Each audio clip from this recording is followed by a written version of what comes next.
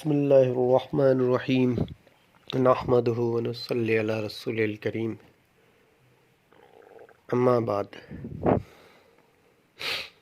تو دوستو بزرگو، ہماری جو بات سیرت کے موضوع پہ چل رہی تھی، تو کل کے جو بیان میں کچھ بحث تھی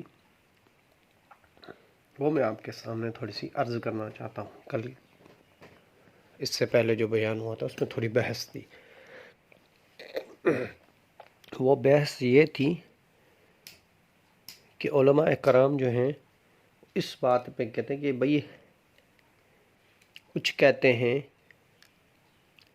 جو انبیاء علیہ السلام ہیں ان کی تعداد جو ہے وہ اکثر ہمیں جو پتہ ہے، آپ سننے والوں کو جو پتہ ہے، 1,24,000 ہے، کم و بیش۔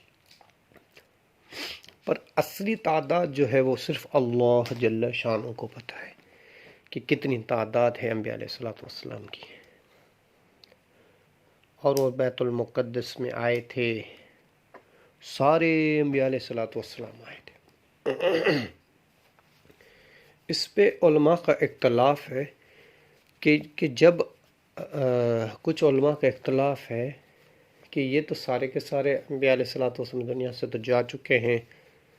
آدم علیہ السلام کو ہزاروں سال گزر گئے، نوح علیہ السلام کو ہزاروں سال گزر گئے، موسیٰ علیہ السلام کو ہزاروں سال گزر گئے، اور ہر نبی کو ہزاروں سال گزر۔ یہ کیسے ہو سکتا ہے کہ وہ سارے کے سارے بیت المقدس میں آ جائیں؟ اختلاف ہے علماء کا۔ کچھ علماء کا اختلاف ہے کہ نہیں، اللہ جل شانہ جیسا چاہے وہ کر سکتے ہیں۔ ایسے ہی ایک جو ہے ہارون علیہ السلام کا واقعہ بھی آپ کو پتہ ہے کہ ہارون علیہ السلام جب وہ تیہ کے میدان میں تھے نا، تیہ کا میدان وہ میدان ہے جو بھولے ہوا میدان ہے۔ اللہ کی ایک جیل تھی تیہ کا میدان، وہ شام اور بیت المقدس فلسطین کے بیچ میں آتی تھی۔ کہتے ہیں کہ وہ 100 کلومیٹر سے زیادہ بڑی تھی، 100 میلی اور اس سے زیادہ بڑی تھی، 100 مائل سے، اور چوڑی جو تھی وہ 27 یا 30 کے قریب تھی۔ اس کی جو طول تھی، وہ لمبائی اتنی تھی، طول اتنی تھی۔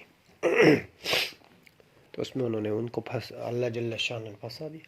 یہ واحد وہ جیل ہے جس میں یہ 40 سال وہاں پہ جیل میں پڑے رہے، اور جہاں سے نکلتے، صبح کو نکلتے شام کو پھر وہیں جا کے پہنچتے ہیں۔ اور عجیب اللہ جل شانہ کی ایک جیل تھی جس میں کوئی دروازہ نہیں تھا، جس میں کوئی دیوار نہیں تھی، بس پھر ان کو اللہ جل شانہ نے قیدیوں کو من و سلوہ کھلایا۔ تو اسی اثناء میں ہارون علیہ السلام کی وفات ہو گئی۔ تو قوم والوں نے کہا، بنی اسرائیل نے کہا، اے ہارون علیہ السلام ہم پر بہت نرمی کیا کرتے تھے، اور موسیٰ علیہ السلام نے ان کو مار دیا، قتل کیا ہے موسیٰ نے۔ تو یہ بڑا واقعہ ہو گیا ہارون تو اللہ جل شانہ نے موسیٰ علیہ السلام کو کہا، مفہوم ہے کہ آپ جاؤ ہارون علیہ السلام کی قبر کے اوپر اور فرماؤ حکم باذن اللہ کے حکم سے کھڑے ہو جاؤ۔ فرمایا جیسے انہوں نے جا کے ہارون علیہ السلام کی قبر مبارک پہ گئے، انہوں نے ایسا کہا تو فوراً وہ کھڑے ہو گئے، اور انہوں نے کہا کہ مجھے موسیٰ علیہ السلام نے قتل نہیں کیا، بلکہ میں تو اپنی طبی موت مرا ہوں۔ پھر سارے کے سارے قوم والے جو ہے نا وہ چپ کر گئے۔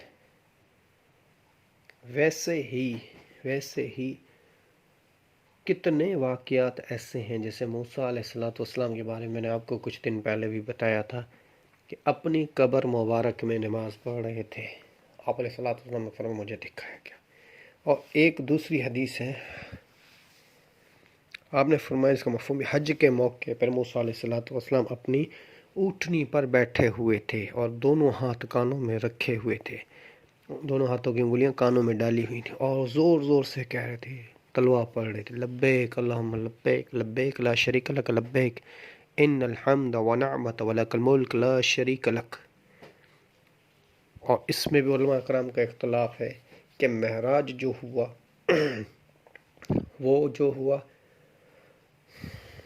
وہ کچھ کہتے ہیں ربیع اول کو ہوا، کچھ کہتے ہیں رمضان کو ہوا، کچھ کہتے ہیں کہ شعبان کے مہینے میں ہوا۔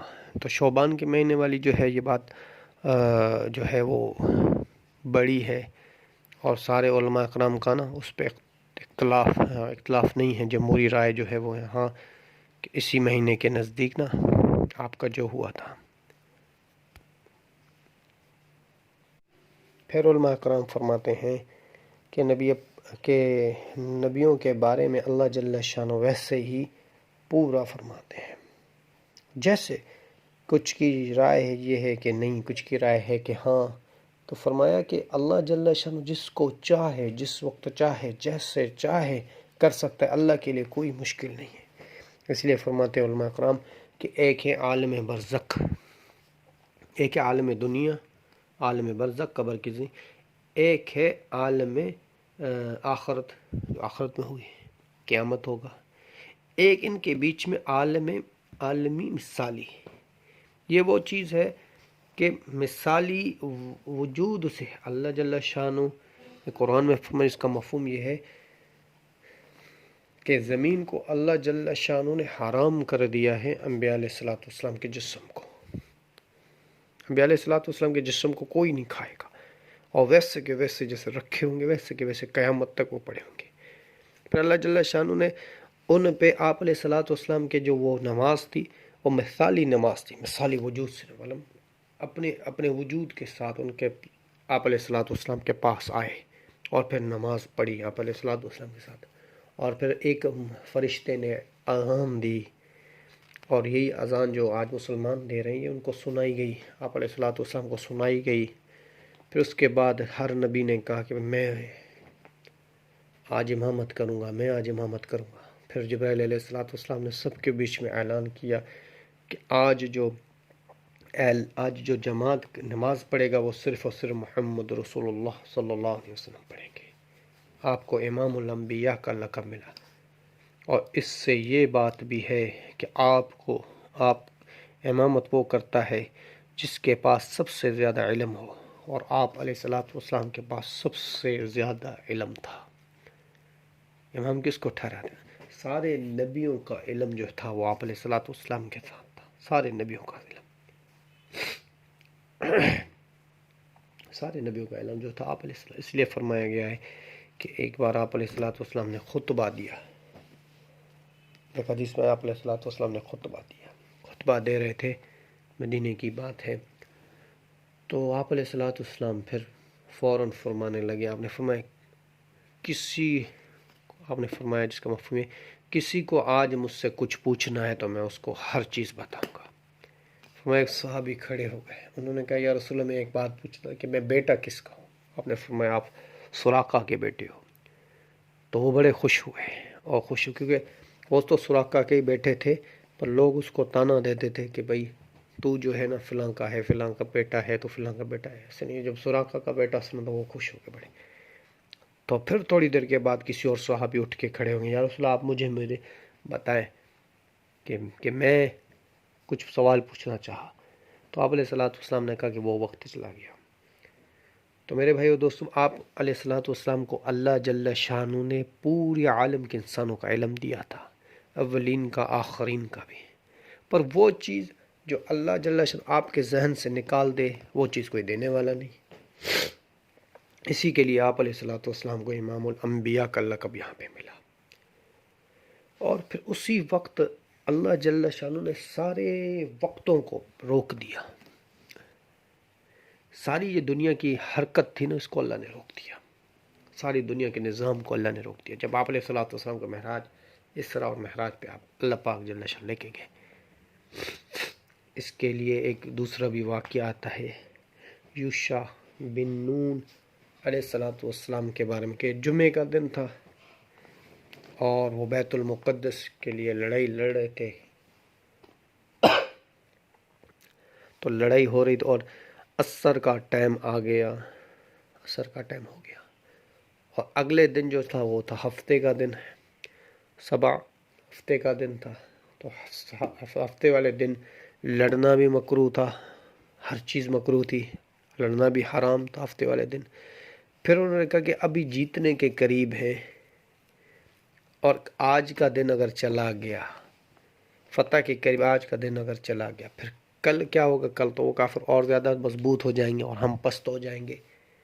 آج جیتنے کا دن، اس لیے اس نے ان سورج کو خطاب کیا، اے سورج تو بھی اللہ کا بندہ ہے، میں بھی اللہ کا بندہ ہوں، تو بھی اللہ کی مخلوق ہے، میں بھی اللہ کی مخلوق ہوں، تو بھی اللہ کے حکم سے چل رہا ہوں، میں بھی اللہ کے حکم سے جہاد کر رہا ہوں۔ تو آج اگر تو رک گیا اور ٹائم ہمیں زیادہ کر کے دیا تو ہم جنگ جیت جائیں گے، اللہ کی فتح ہوگی، ہماری فتح ہوگی، اسلام کی فتح ہوگی، اللہ کی فتح ہوگی۔ تو فرماتے ہیں کہ وہ سورج اپنی جگہ پہ رکا رہا، حتیٰ کہ جنگ ہوئی اور جنگ پوری بھی ہو گئی، جنگ ہوئی اور جنگ پوری بھی ہو گئی، اور جب جنگ پوری ہو گئی تو فتح بھی مسلمانوں کو ہوئی۔ جب مسلمانوں کو فتح، پھر حضرت یوشع بن نون رضی اللہ رحمۃ اللہ علیہ الصلوۃ والسلام نے پھر نماز عصر بھی ادا کی، اور اس کے بعد شکرانہ بھی پڑھا، نماز عصر جیسے ہوتا ہے نماز عصر بھی ادا کی، اور اسی حساب سے تو پھر آپ علیہ الصلوۃ والسلام کو آگے معراج کے لیے اس جگہ پہ لایا گیا جہاں سے سیڑھی پڑی تھی آپ علیہ الصلوۃ، وہاں سے عروج کا زمانہ شروع ہوا۔ انشاءاللہ زندگی رہے گی تو بات بھی چلتی رہے گی۔